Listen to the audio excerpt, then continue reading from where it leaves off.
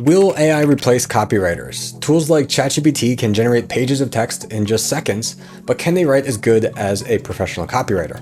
Today we're interviewing Jasmine Williams. She's an award-winning writer, content marketing expert, and the founder of Jasmine Williams Media. She's helped businesses worldwide scale with strategic storytelling, and she's here to show us how to embrace AI without losing the human touch. Jasmine is also the founder of Clickworthy Creatives, an education hub for freelance creatives, and she's been thriving in the content world for over 6 years. I think with AI, if we're all using it, then we're all going to sound the same. And especially if you're not tailoring it enough to your brand, you're just not going to stand out. And that's a huge part of successful marketing. So if you're curious about how copywriters can thrive in the AI era, then stay tuned as we dive into Jasmine's insights, strategies, and predictions for the future of content creation. Welcome to The Creator's Adventure, where we interview creators from around the world, hearing their stories about growing a business. Hey everyone, I'm Brian McAnulty, the founder of Heights Platform.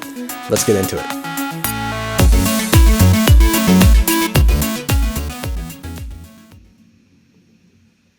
Hey Jasmine, welcome back to the show. Hi, thank you for having me back. I'm excited to be here. Yeah, it's been almost a few years, I think, since we last had you on. So for those watching and listening, definitely check out that previous episode as well if you want to learn more about Jasmine. But Jasmine, my first question for you today is, what would you say is the biggest thing either that you did or you are doing that has helped you to achieve the freedom to do what you enjoy? Oh my goodness. I think it's taking educated risks. I think when I first started my business, I wasn't exactly sure what kind of business I wanted to do. I just knew that I wanted to do my own thing in some way. And for me, it was when I started kind of looking around, like I was working in content marketing and I was in different freelance communities and groups online.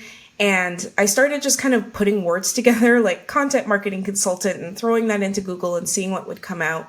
And that helped me a lot to sort of imagine what building that kind of business could look like. And then from there, I was able to connect with people. And I think it's like that kind of representation, you know, like once I talked to people who were doing what I wanted to do or doing something that I felt that I could do, and I felt that I had a similar background to, then it just became that much more real. And I felt like I could do it. I could see it. So that's what I mean about the educated risk, and that of course it's a risk to venture out on your own and defy the conventions of a traditional 9-to-5 job. But once I could see other people who are doing it and thriving, then I guess for me, that risk felt tolerable. I felt like I could at least give it a shot. And I think with anything, I always have that mindset of I'll give it a shot for maybe 6 months, see how it goes. And I really don't think that you can always go back, right? You can always go back and find a job or do what you have to do. So that's I think the biggest thing for me. Yeah, I like how you described that. I'm curious, those like initial discoveries of seeing like what's out there or what might be possible, how has your business turned into kind of what you discovered there? Or if you look back at that point, is like what you're doing now, is that what you discovered or not? Or is it completely different actually? I mean, I think it's gone through a lot of evolutions. I'm sure any business owner can relate to that. So when I started, what I was doing was pretty similar to what I was doing in-house. So I was working for a nonprofit doing content marketing. So I was managing the company blog, the social media channels. So when I initially started my business, I kind of clicked where I was like, oh, I could just offer these as services as a consultant or like a one-person agency, and that's a way to build a business. So that's how I started. And then over time, I kind of, doubled down on certain things. I realized like writing has always been my passion and my strength. So leaned more into writing, leaned away from the social media. And then of course too, as I grew in my skill set, it became less around just executing and more about strategy. I added content strategy to my list of skills. And then I think throughout the pandemic, that's when I started learning about online courses, So I started thinking about how can I think, make that transition from one to one to one to many. I think a lot of consultants hit that point when they realize, okay, I think I'm kind of doing the same thing over and over again, or answering the same questions over and over again. Is there a way to put this knowledge somewhere and give a lot of people access to it versus just having access to me and my brain? So it went through that evolution, and yeah, now I'm in a very different kind of phase, which I think we'll get into too. But yeah, I think it's evolved, but I think for me, a big part of my business and just approach to my career, storytelling has always been important to me, and education has always been really important. So those ingredients are still there, but how I kind of approach those things has shifted along the way as I've gotten older and gained more experience. Yeah. So we saw on your Instagram that you've now celebrated 6 years in business. So congratulations. And Thank you. what would you say is like the most valuable lesson that you've learned so far in these years of being an entrepreneur? Most valuable lesson. I think for me, it's been to really to learn to really trust myself and to trust my instincts. I think I am the kind of person to really research and really and really try to think things through as much as possible. I don't think that's a bad thing. But then sometimes you just know, in your gut that something is not a good fit, or maybe something is not working for you, and you can't fully explain it in a logical way right away, but you just know inherently that that's not right. And I think many times I didn't listen to that. And then I had to deal with the consequences of not listening to it versus just, if I had listened to it right away, I could have avoided some of those, stickier points of my business journey. And I think, at the end of the day, all of those things are learning opportunities and they've shaped me. But I think that's been a big one for sure. Yeah. Yeah, that's a good point. So since the last time that we spoke, the digital world was a bit different than today, because now AI has taken over all these aspects of digital marketing. And as a copywriting professional, how did the advent of AI kind of affect your business? Yeah, I mean, absolutely. It was a game changer. I think it's been a game changer for everybody, right? I think specifically for me as a copywriter, it really highlighted the importance of positioning and having a really strong niche. I think I was in a fortunate position that I have been doing this for a long time, 6 years, and even longer as a side hustle before that. And over that time, I really built up a lot of expertise and niche down into specific areas, like HR and SaaS, B2B SaaS, like different specific types of businesses in their writing. So fortunately, that helped, I think, especially at first when AI was very new and not very, very generic, and it was kind of spitting out the same stuff, or we didn't really know how to get it to do what we wanted it to do. So at that point, especially, a lot of my clients I was able to retain a good portion of my clients because they weren't clients that just wanted content for content's sake. They weren't just trying to put out a whole ton of volume, or they do care about volume, but not at the sake of quality. So for them, having content that is speaking to also a very educated buyer, like these are not companies that are reaching just the masses, like they're trying to reach, senior C-suite level buyers. So your content needs to sound like that, and it needs to be able to speak in that way. It needs to be able to use the terminology that your company uses, that your industry uses, in not in a 101 way. So that was definitely an advantage I had.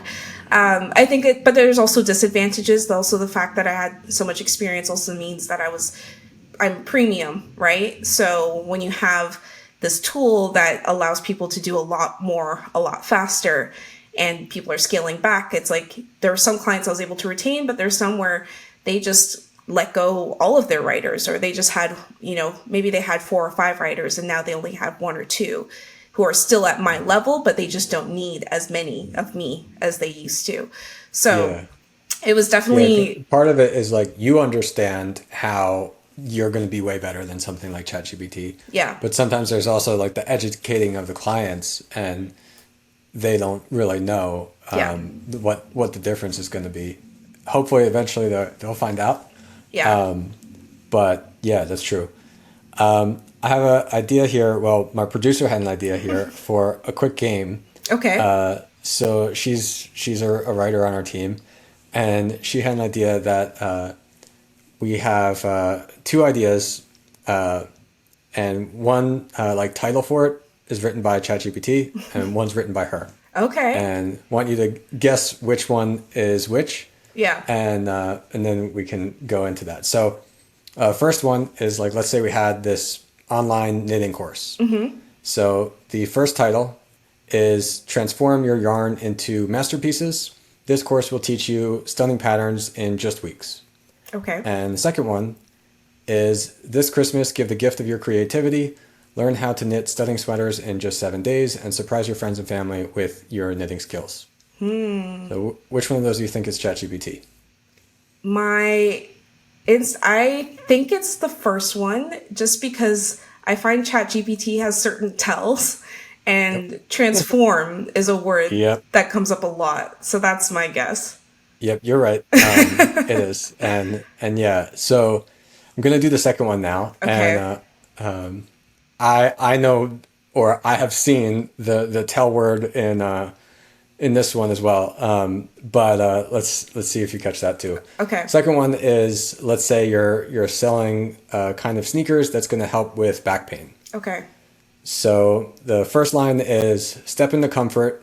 These sneakers are revolutionizing relief for back pain. Walk pain-free today. And then the second is your back making you feel 100 years old? Walk 30 minutes a day in these sneakers and say goodbye to back pain.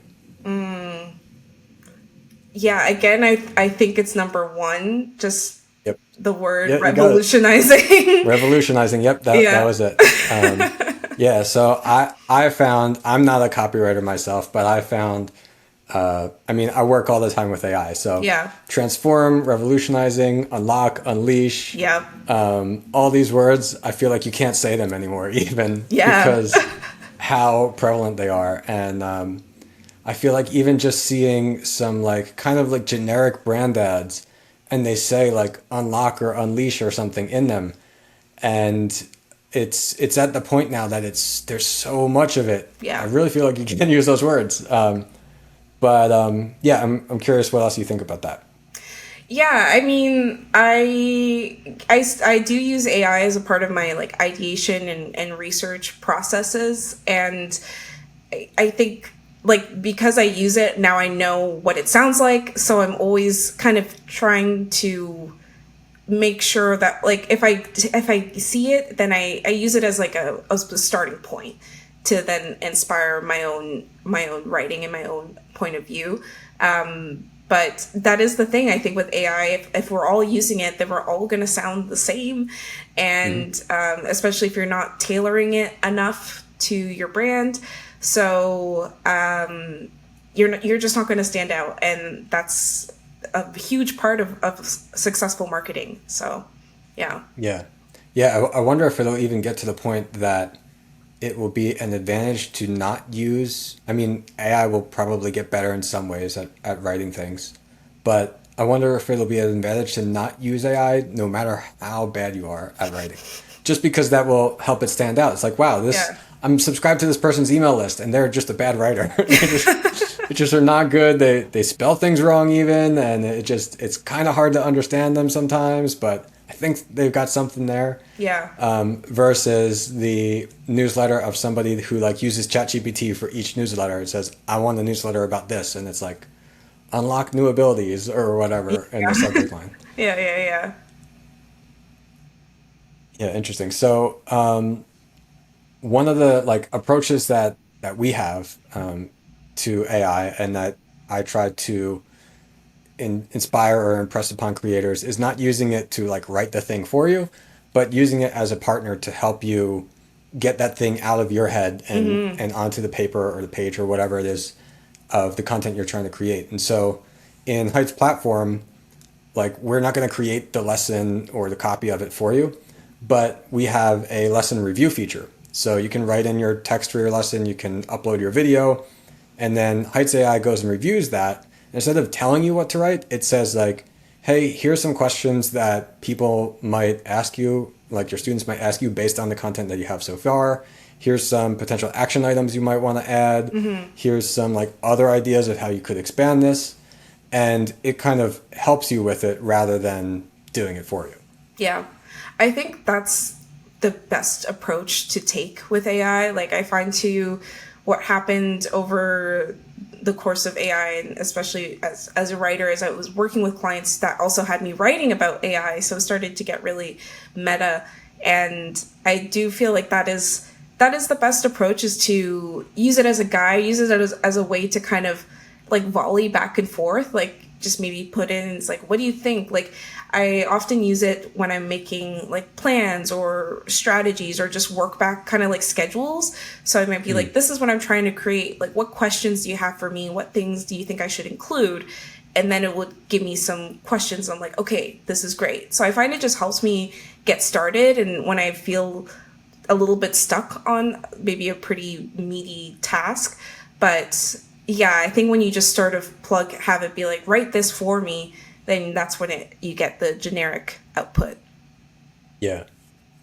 Yeah. So I guess the last thing like on AI is what else would you say, like, do you believe, or maybe other than, we haven't talked about the actual tools that you use, but like other than ChatGPT, like are there any specific AI tools that you use or that you've tried to integrate in your process in some way? Yeah, I mean, I've tried other writing AI tools. Like I tried Writer AI, and it was okay. It was actually, I think, yeah, I believe I was writing an article about Writer, so I had to use the software in order to write about it and really give my feelings, experience around it. At the time, I found it didn't quite work for me, just because what I was getting, I think, like what people struggle with a lot sometimes with AI is that you end up having to kind of keep inputting and but a lot of times you're like, okay, well maybe I should have just done it myself, because in this editing revision process it's getting a little out of hand.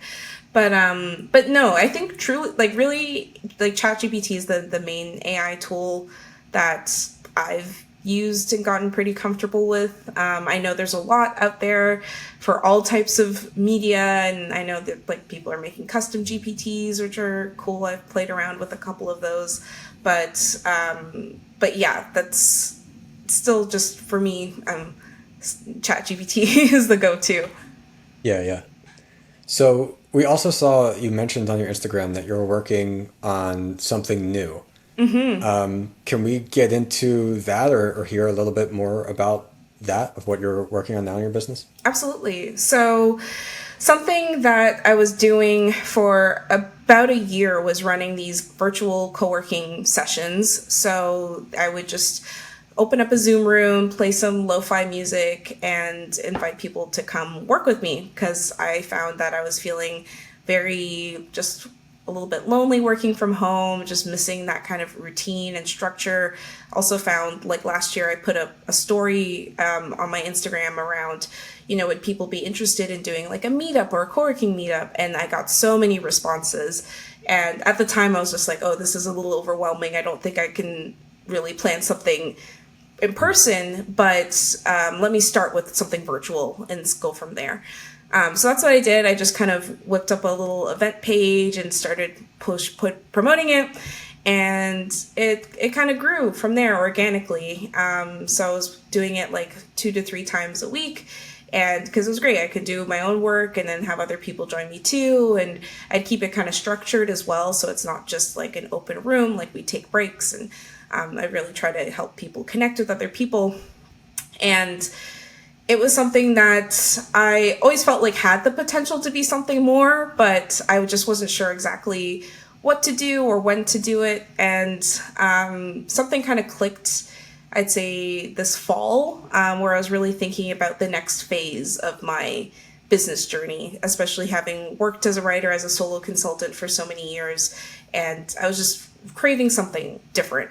And something kind of told me, like, I think it's time to really pursue this idea and really flesh it out. So that's really what I am working on right now. So it's a virtual co-working community for creatives. It will have virtual co-working sessions, but also have like an online portal component, bringing in some of my courses that I ran in the past around freelancing and marketing, and just integrating a lot of basically the different parts of my brain, because I find like a lot of people know me now for my copywriting and also for my freelancing resources and like helping people there. But I've also always been a very type A person and very organized and have lots of systems and processes. And then this would be a space too to bring that in where I can, create these co-working sessions and challenges and things to really help people make progress on their goals. I also did a coaching program as well to learn about like how to motivate people and help them accomplish their goals. So kind of unintentionally, it's turned into kind of a way to synthesize like all these different little things that I was doing on the side, all these kind of side quests, and put it into one place. So it's pre-launch right now. The platform is built and the website's built, but I still want to beta test it and invite some friends to kind of check it out before I really start pushing it and launching it.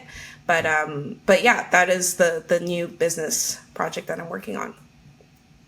Yeah, I think one of the really cool things about creating online, and I probably say this in so many podcast episodes, is that like you don't have to say, oh, I'm going to be a course creator or I'm going to be a consultant. Like you can change the way that you offer your business, and there's so many different models. It's not like, oh, you have to have this model or else you can't be successful. Like you can be successful in any of them. So finding the one that works for you and feels like it fits the things you're trying to do is really important, and is also like something you don't have to figure out, maybe can't even figure out right away. Right. It takes time to kind of get that all together, and you can always change it. So yeah, that sounds good. I'm curious, as far as like helping people to their goals, is it more of like getting them to have like the motivation or habit to be like productive, or is it more like getting clients? Like what are the kind of goals that you're trying to help with specifically?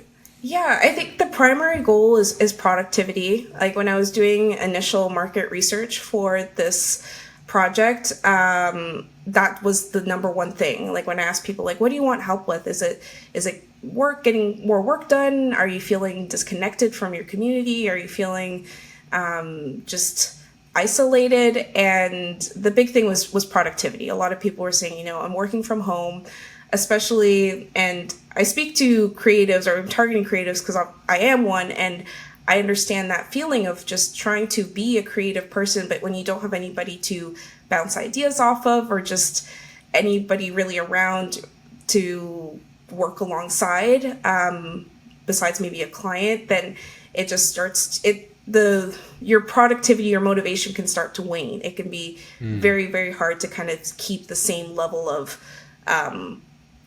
motivation day in, day out. And that's what I heard a lot, especially from other writers and people, where it was like, yeah, some days like I'm good, and other days it's like I get to 3-4 p.m. and I don't know what happened.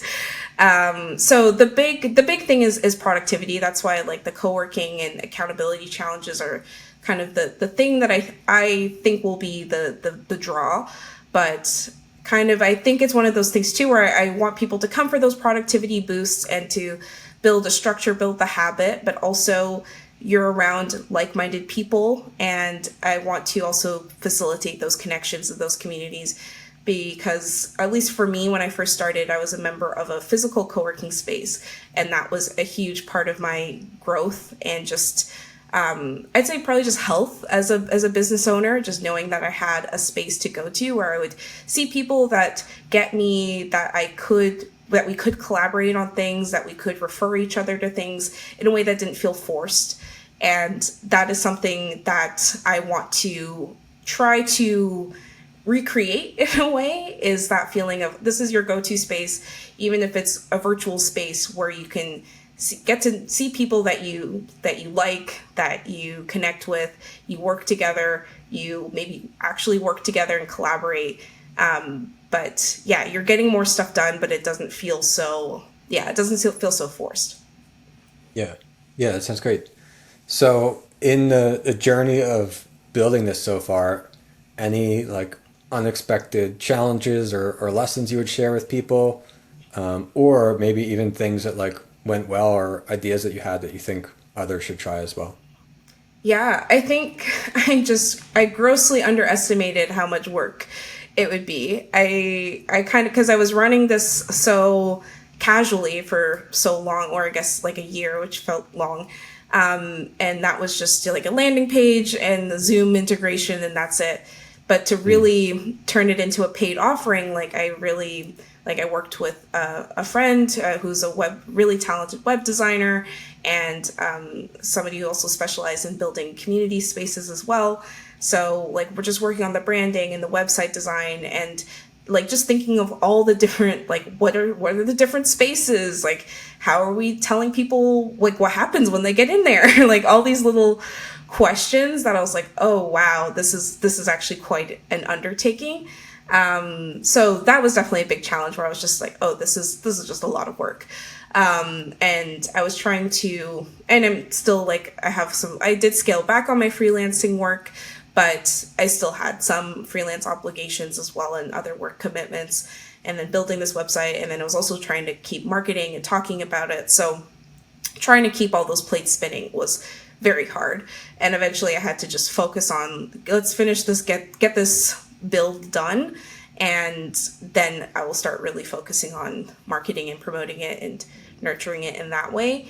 So I'd say that's been the hardest thing, where I was just like, oh, this is a lot. There's a lot of things that I didn't quite consider when I first thought of it. But I think honestly, I have a friend who has a newsletter, and the bottom of her newsletter says like powered by delusion and chai lattes.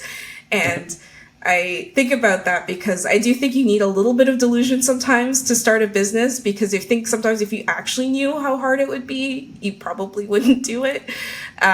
So I think in a way I'm kind of glad that that's why I tell people like if it's not like your biggest passion in the world, like, and you don't know what that passion is, then it's okay to move forward with something. Yeah. But you should kind of like what you're doing, and you should also kind of feel good about like making a positive impact with what you're doing, because otherwise, then you'd have to be really like delusional because of just how much effort you have to put into it. So I agree that's really important. Yeah. Something that you mentioned though, I think you really approached it in the right way, because I've unfortunately seen so many people who start building the thing and they realize, okay, this is a huge undertaking, but they do that before they ever did like some kind of more like easy to set up, just like let's try this out experience like what you did. And so they don't have the knowledge yet of like what do their potential customers actually want and all that. And they're kind of stuck building something for so long that, number one, maybe they don't have any way to get any revenue yet. And then when they finally do, then sometimes it's like back to the drawing board if they even get it out and like can sustain themselves enough to get it launched, because then they don't really know what their customers want. So I think that you were doing it for like a year in a less organized and less formal way really helps, that now when you have to figure out, oh, actually we've got to communicate all these different things and have all these different processes, now at least you're pretty clear on like what you're building towards, and you know that there's a market for it. Yeah. That's true. That is true. I'm glad I just went for it. I think that's a lesson for anybody, where it's like the easiest way to just test something, or if you have an idea, just put it out there, is great. Because I ran those sessions. I had quite a few people say, like I would actually pay for this if you decided to do it. So I knew I had like, and of course we'll see what happens, but I knew that people were liking it. It was growing organically. People were finding value in it. And I think that's the most important part, or a very important part, at least. Yeah. That sounds great. So, Let's see. I mean, I think that all sounds good. Anything else that you want to mention about like the community or any other advice for somebody who's building like a community kind of focused idea right now? Man, I think, yeah, I guess it's cliche, but know your why. But I'd also, I think, get super clear on your audience and what they want, and remember it's for them. Like I think too, like I've done, like I did a market research survey, but then I also did some calls with like one person in particular who I saw was using a similar app to something that I'm to the community that I'm building. So I just, and she's a friend as well. So I DM'd her being like, can we hop on a call? I just love to talk more about like how you found it and all of those things. And just being able to show her and be like, what are you drawn to? And seeing how, of course, everybody is drawn to something different. Like there's kind of 6 core features with this platform or business that I'm building. And that's intentional because I do feel like probably everybody will have their top 3. Probably not all 6 will be like, I'm here for this. It's probably like, I'm really here for these 2 things, and the rest are kind of bonus. But in showing her that, I was able to see like, okay, these are her top 3. And even if I look at it myself, I'm like, well, probably I would have a different top 3. But I'm, depending on where you're at and your stage of your life,